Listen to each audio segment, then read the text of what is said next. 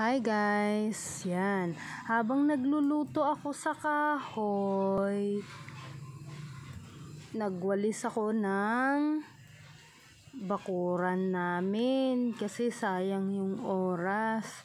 Total, wala rin naman akong gagawin. Maghihintay lang din na maluto.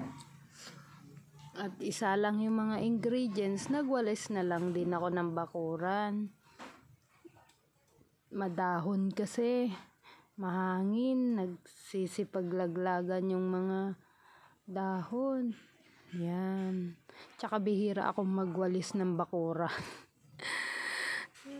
Yan. Medyo sinipag ako. Yan. Winalisan ko na nga rin dyan kasi hindi nakapagwalis sila. Yan. Tingnan nyo, mahangin, 'di ba? Kaya maraming dahon na nagsisipaglaglagan.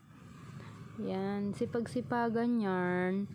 At yun na nga, pagkatapos kong walisan, nagsunog na rin ako para hindi naliparin at kumalat pa yung mga dahon. Ayan. O, 'di ba? Para hindi sayang yung oras habang nagluluto. Thank you for watching. God bless. Sending love. Bye.